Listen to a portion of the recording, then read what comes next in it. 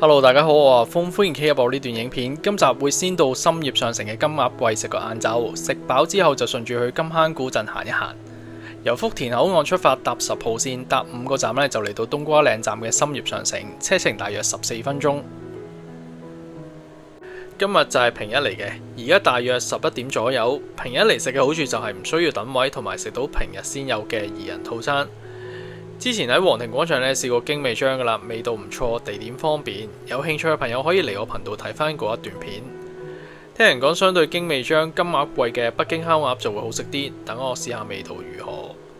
一入門口咧就見到師傅喺度燒緊烤鴨，餐廳係用上棗木明火掛爐方式去烤嘅。據講烤鴨會帶有淡淡嘅棗木清香，外皮燒得脆之餘咧，肉質仲能夠保持鮮嫩。餐廳就唔算好大，但座位嘅佈局又唔會太逼，環境舒適嘅。今次揀咗一個美團雙人餐，人民幣288蚊，有一個前菜、半隻烤鴨、一個餸同埋一碟炒時蔬，包埋茶位同埋普洱茶。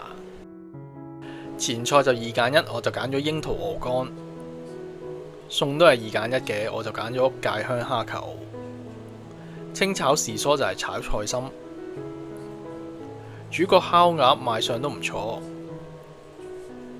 首先試下創意料理櫻桃鵝肝，2個人1人1碟，每碟就有2粒唔同顏色嘅車厘子，賣相都 OK 嘅。車厘子面頭有層啫喱包住，咬落去有少少煙韌，中間就係鵝肝，但係鵝肝嘅味道就唔好重，而唔同顏色我覺得味道差唔多，好似冇咩分別。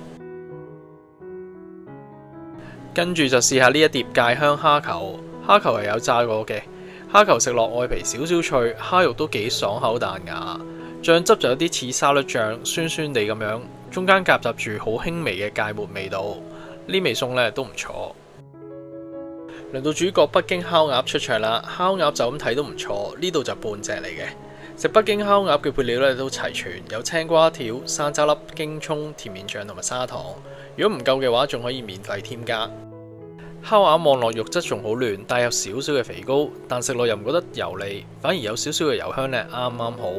肉質真係幾嫩，鴨皮片得夠晒利落，食落夠香夠脆，同鴨肉係2種口感嚟嘅。最重要一樣嘢就係我覺得呢度食嘅烤鴨呢冇咗鴨嘅騷味，呢次烤鴨呢非常之唔錯。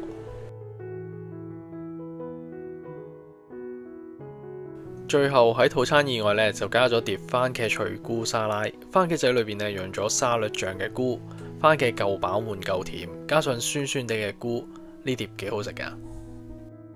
整體嚟講，呢間餐廳嘅食物味道唔錯，坐得舒服，但套餐嘅份量就相對少啲，同埋價錢就貴少少啦。好啦，食完就出發去下一站金坑古鎮。由冬瓜嶺站出發，搭11個站，車程大約28分鐘就嚟到金坑站。出咗閘之後就揾 B 出口上地面啦。上到去之後就會見到有車喺度等下，車啲客去金坑古鎮門口，2蚊一位。不過我就選擇行過去，沿途係冇瓦遮頭嘅。如果大家同我一樣行過去嘅話，而家咁熱，真係要準備遮同埋風扇啦。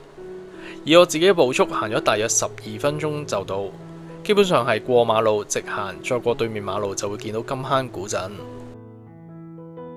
影完相就入去行下啦。雖然今日係平日，但人流都算幾多，證明呢度呢係一個熱門嘅旅遊同埋打卡景點。一入到嚟，右手邊就有幾間提供服裝出租同埋化妝服務嘅鋪頭，而左手邊就有啲餐廳同埋茶飲店。所以就算直接由關口搭地鐵或者叫車嚟到金坑古鎮先食嘢，呢度都有唔少食點選擇。好似呢一間東北鐵鍋燉，菜式就有鐵鍋燉排骨或者農家雞。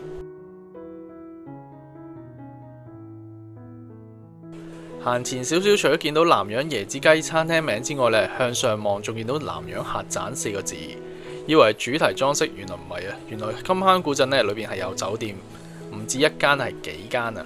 其中一間就叫做南洋客棧，一般房間嘅房價大約200幾至300幾人民幣一晚。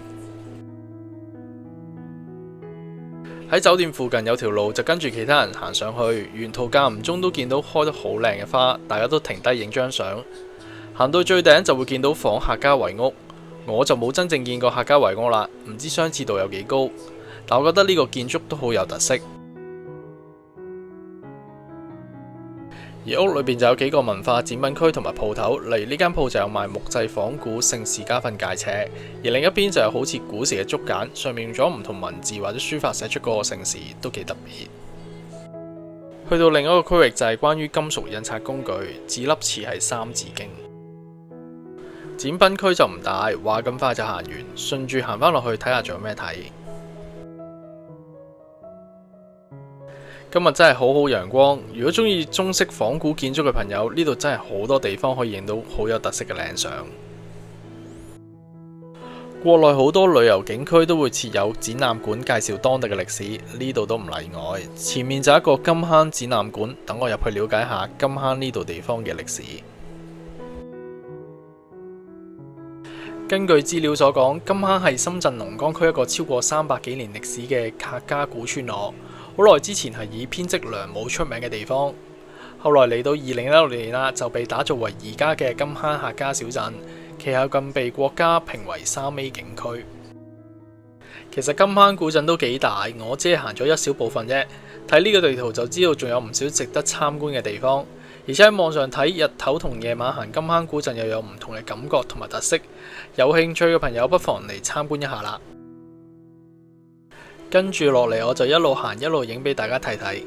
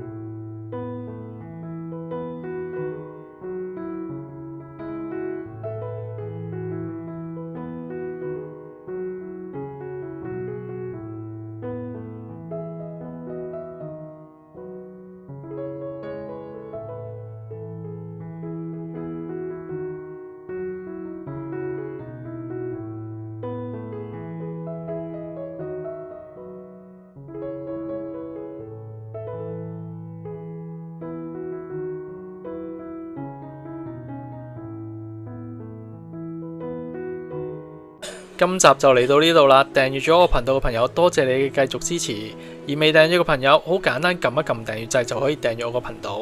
多謝大家收睇我嘅影片，下集再見。